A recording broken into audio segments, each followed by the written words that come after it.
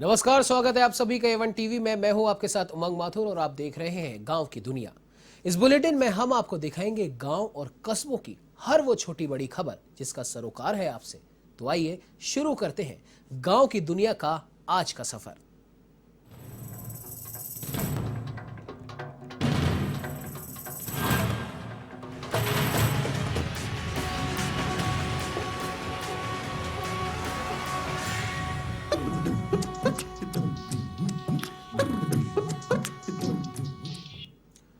चलिए अब खबरों का रुख करते हैं विस्तार से। बाड़मेर जिले के जोधपुर नेशनल हाईवे पर बुधवार को बस और ट्रेलर की जबरदस्त भिड़ंत हो गई। भांडियावास गांव में संस्कार स्कूल के पास हुई आमने सामने की टक्कर के बाद बस और ट्रेलर में आग लग गई और देखते ही देखते आग में कई लोग झुलस गए। इसमें करीब 1 दर्जन से भी अधिक मौतों की पुष्टि हुई है। इधर मुख्यमंत्री अशोक गहलोत ने बाड़मेर में हुई बस और ट्रक दुर्घटना को लेकर जिला कलेक्टर से फोन पर बात की और राहत बचाव कार्यों के बारे में निर्देश दिए। गहलोत ने कहा कि घायलों को बेहतर से बेहतर इलाज सुनिश्चित किया जाए। इस हादसे के समय बस में सफर कर रहे पैसेंजर ने बताया कि बालोतरा से जोधपुर जा रही बस में करीब 35 से 40 सवारियां थी। हाईवे पर ट्रेलर गलत साइड से आकर बस से भिड़ गया और इस दौरान आग इतनी तेज लगी कि उसे बुझाने के लिए 3 दमकलों ने 2-2 फेरे किए। दरअसल यह हादसा सुबह करीब 10:30 बजे हुआ। सूचना के बाद पचपदरा, बालोतरा और रिफाइनरी की फायर ब्रिगेड मौके पर पहुंची। 3 दमकलों ने आधे घंटे में दोनों वाहनों पर लगी आग पर काबू पाया। आपको बता दें कि बस में सवार घायलों को नाहटा के राजकीय अस्पताल में भर्ती कराया गया है, जिनमें से 13 को जोधपुर रेफर कर दिया गया।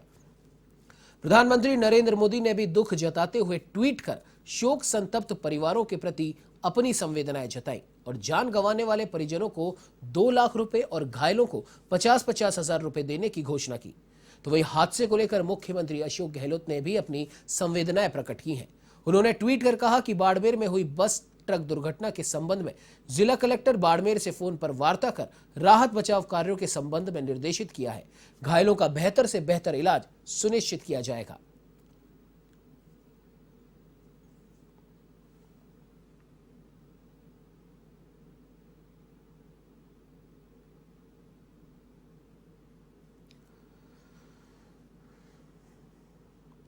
तो वही बाड़मेर के पचपदरा नेशनल हाईवे पर हुए हादसे में हर तरफ चीख चिल्लाहट और शोर सुनाई दे रहा था। हर कोई आग की लपटों के सामने अपनी मौत को देख रहा था। क्या मंजर रहा होगा जब सामने मौत हो। जी हां, दिल दहलाने वाला यह हादसा बालोतरा से महज 14 किलोमीटर दूर राष्ट्रीय राजमार्ग जोधपुर बाड़मेर के गांव भांडियावास में हुआ। भीषण सड़क हादसे में अधिकांश यात्रियों की किस्मत अच्छी थी, अन्यथा इस भीषण हादसे में संभवतः कोई जीवित नहीं बचता। और ऐसा इसलिए कि पल भर में आग ने सबसे पहले बस के आगे वाले भाग को और फिर बीच के हिस्से को घेरा और इसके बाद पीछे वाले हिस्से को अपनी चपेट में लिया। इससे पहले यात्री कुछ समझ पाते, संभल पाते, लोगों ने बस के आगे वाले भाग में आग के गुबार को उठते देखा। जान को संकट में पड़ा देख इनके होश उड़ गए। कई यात्री संभलते और जान बचाते इससे पहले ही आग में बुरी तरह झुलस गए।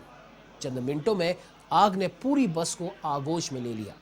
हादसे में बस में सवार 12 लोगों की मौत हो गई और 32 लोग घायल बताए जा रहे हैं। ऐसे में भीषण हादसे में यदि बस के कांच नहीं टूटते और मदद के लिए ग्रामीण नहीं पहुंचते तो बड़ी संख्या में यात्री हताहत होते।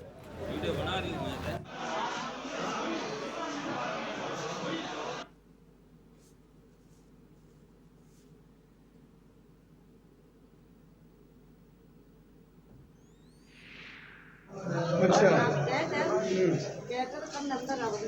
पिछली बार तक आ गई थी मेरी आग कितनी आ गई थी। अच्छा कुदन आपने खुद कुदन वो कि क्यों कहीं। अच्छा मारू के लिए कोई कांच वांच भी तोड़ी है भाई। हाँ बारी खुली थी। तो वही बाड़मेर के पचपदरा में हुए हादसे को लेकर मुख्यमंत्री अशोक गहलोत ने भी संवेदनाएं जताई हैं। मुख्यमंत्री ने ट्वीट कर कहा कि बाड़मेर में हुई बस ट्रक दुर्घटना के संबंध में जिला कलेक्टर बाड़मेर से फोन पर वार्ता कर राहत बचाव कार्यों के संबंध में निर्देशित किया है। घायलों का बेहतर से बेहतर इलाज सुनिश्चित किया जाएगा।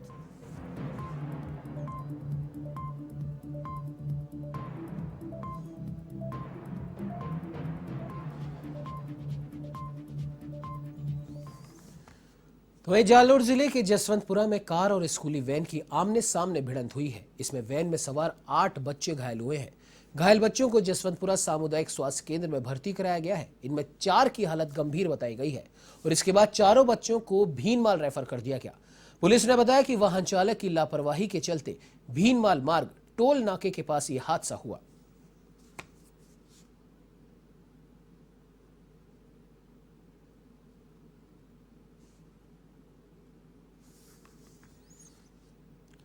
तो वही राजसमंद जिले में सिस्टम की लापरवाही ने एक युवक की जान ले ली।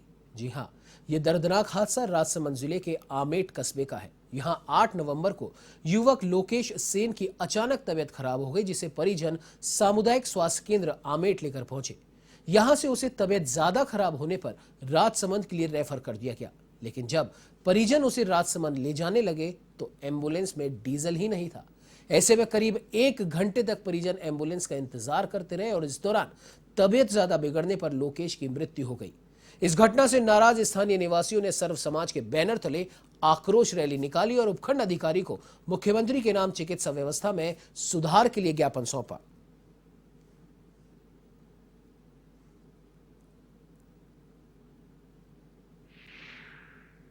इसमें क्या परसों जो केस हुआ था, अचानक किसी को अटैक आने से वहाँ पोर्च में गिर गया। वो पीछे हम लेके आए थे और उसके जो अटैक संबंधी इंजेक्शन है सारे लगा दिए।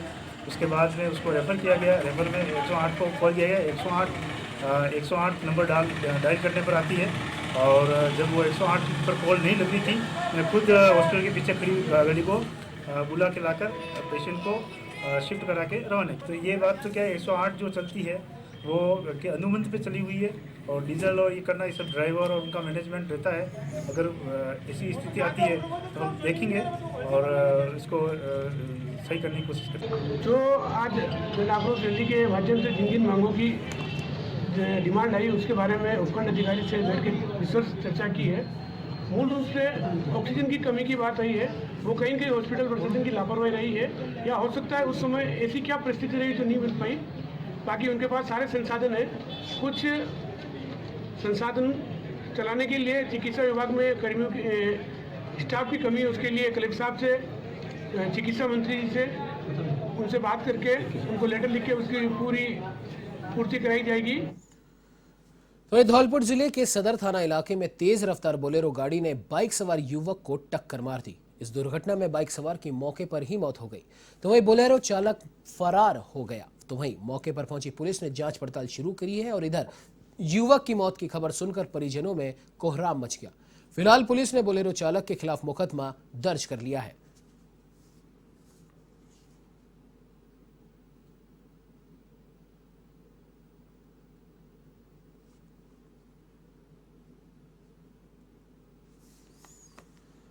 तो वहीं आपको बता दें कि बांसवाड़ा जिले के गढ़ी थाना क्षेत्र में प्लास्टिक कट्टे में शव मिलने से सनसनी फैल गई। सिविल डिफेंस और थाने की पुलिस बीते 3 दिन से इस कट्टे की तलाश कर रही थी। ये शव उस प्रेमिका का होने का अंदेशा है जिसे उसके प्रेमी ने हत्या के बाद बोरे में बंद कर नदी में फेंक दिया था। जैसा कि पुलिस पूछताछ में खुद आरोपी प्रेमी ने इस बात को कबूला था। हालांकि पोस्टमार्टम से पहले पुलिस कुछ भी बोलने की स्थिति में नहीं है। फिलहाल पुलिस इस पूरे मामले की जांच कर रही है।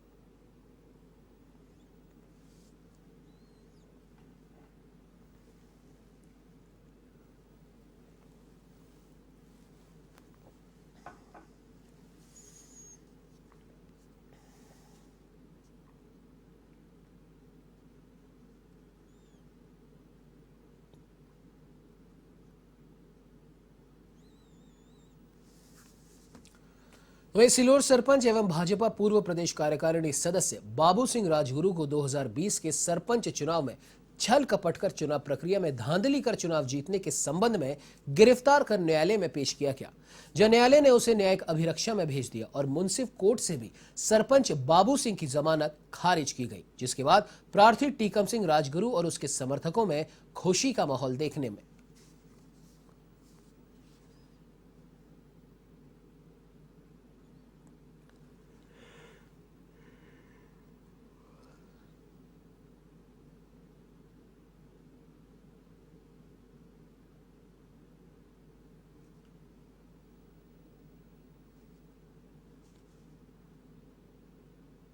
सरपंच चुनाव 2020 का मामला है, जिसमें इसके 1995 नवंबर के बाद में चौथी संतान होने के बावजूद भी इसने सरपंच का चुनाव लड़ा। तो हमारे द्वारा उस टाइम भी विरोध किया गया था, लेकिन रिटर्निंग अधिकारी ने राजनीतिक दबाव में आकर उसका फार्म रिजेक्ट नहीं किया। फिर हमने माननीय न्यायालय की शरण में गए और जांच भी करवाई। जांच में पुलिस द्वारा जांच की गई।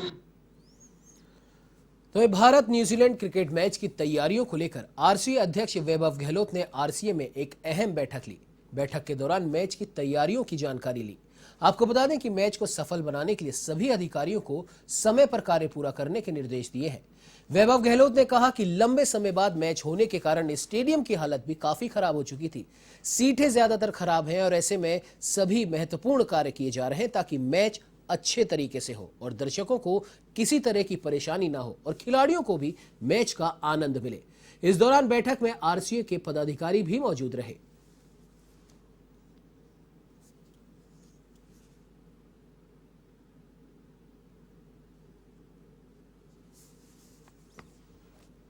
को बता दें कि राजधानी जयपुर में छठ महापर्व का उल्लास राजधानी के मंदिरों में भी देखा जा रहा है। छठ पर्व की धूम राजधानी के मंदिरों में भी देखी जा रही है। आपको बता दें कि राजधानी जयपुर में भी बिहारी संस्कृति साकार हुई।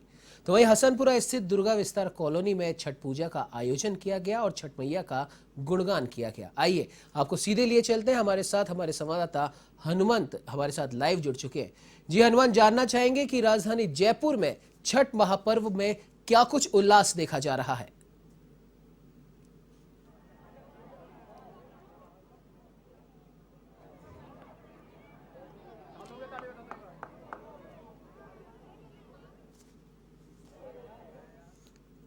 जी लगता है किसी तकनीकी खामी की वजह से उनसे संपर्क नहीं पा रहा। उनसे दोबारा संपर्क करने की हम कोशिश करेंगे। आपको बता दें कि छठ महापर्व की शुरुआत हो चुकी है और पूरे देश में, हालांकि सिर्फ उत्तर प्रदेश और बिहार में प्रमुखता से यह पर्व मनाया जाता है, लेकिन अब पूरे देश में यह पर्व पूरी श्रद्धा और भक्ति के साथ मनाया जा रहा है। और साथ ही साथ न सिर्फ उत्तर प्रदेश बिहार बल्कि देश के कई राज्यों में, कई शहरों में इस पर्व को उत्साह के साथ मनाया जा रहा है। सूर्य भगवान को अर्घ्य देकर इस पर्व की शुरुआत होती है। आपको बता दें कि इस पर्व को खास तौर पर बच्चों की, हम कह सकते हैं कि अच्छे से उनकी परवरिश हो, उनके पूरा ध्यान सब रखा जाए, उसको लेकर इस पर्व को सभी माताएं बहनें करती हैं। चलिए आपको वापस लिए चलते हैं हमारे संवाददाता हनुमंत के पास। जी हनुमंत, क्या कुछ नजारा देखा जा रहा है छठ पर्व को लेकर? जी बिल्कुल उमंग, बताना चाहूँगा कि बिहारी समाज है वो जयपुर के अंदर जो है डाला छठ का पर्व है बड़े हर्षोल्लास के साथ मनाता है। और इस बार भी राजधानी जयपुर के अलग अलग स्थानों पर कार्यक्रम रखे गए हैं।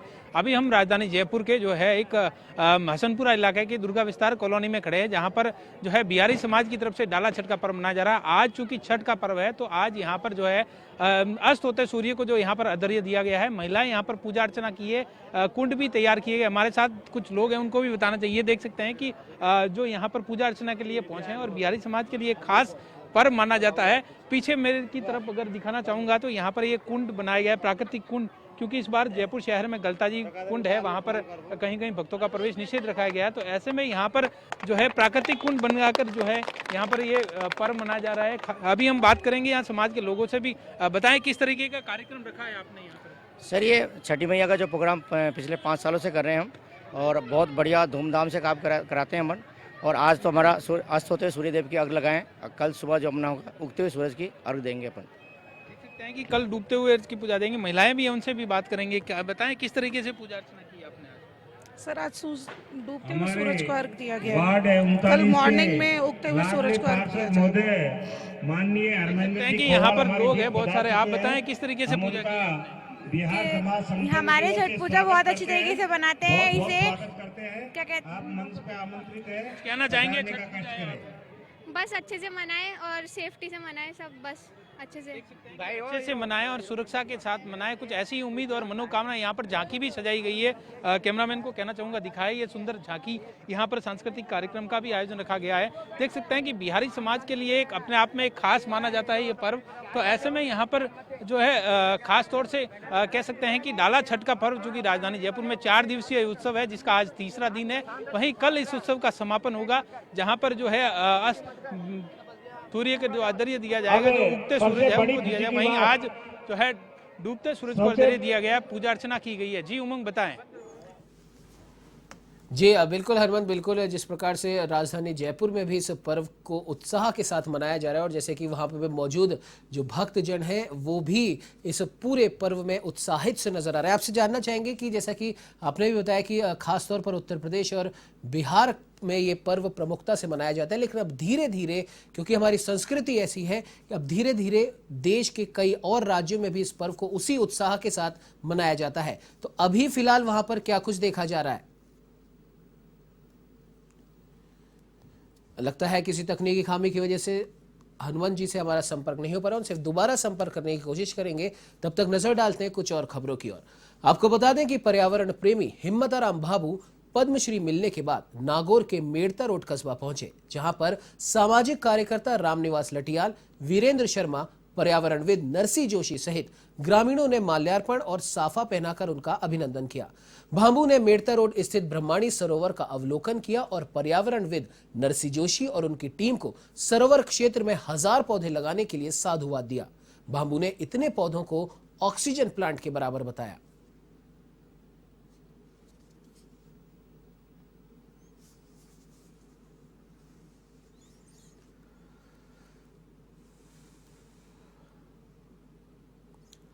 खबर सायला से है, जहां पर सांगाना ग्राम पंचायत मुख्यालय पर प्रशासन गांवों के संग अभियान का आयोजन किया गया। आपको बता दें कि इस शिविर में एसडीएम सूरजभान विश्नोई, तहसीलदार चमन लाल समेत पंचायत समिति के सदस्य मौजूद रहे। शिविर में 26 किसानों को ऋण वितरण किया गया और साथ ही साथ कई समस्याओं का मौके पर ही समाधान किया गया।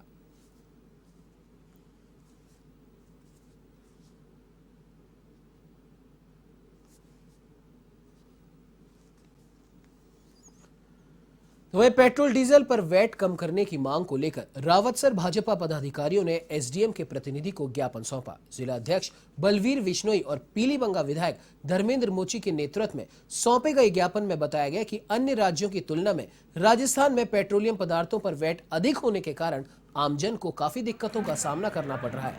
तो वहीं दूसरी ओर पेट्रोल पंप संचालकों को भी नुकसान उठाना पड़ रहा है।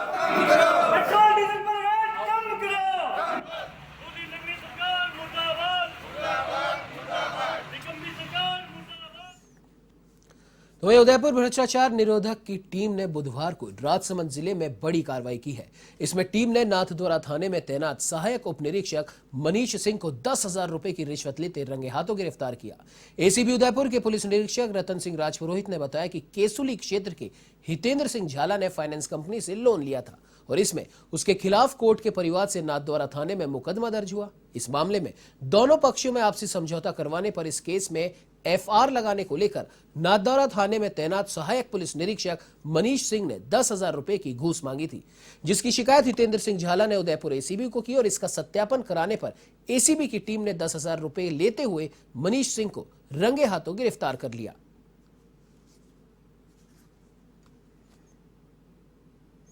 इस बुलेटिन में फिलहाल इतना ही। देश प्रदेश की तमाम खबरों की जानकारी के लिए आप बने रहिए हमारे साथ और देखते रहिए A1 टीवी। नमस्कार।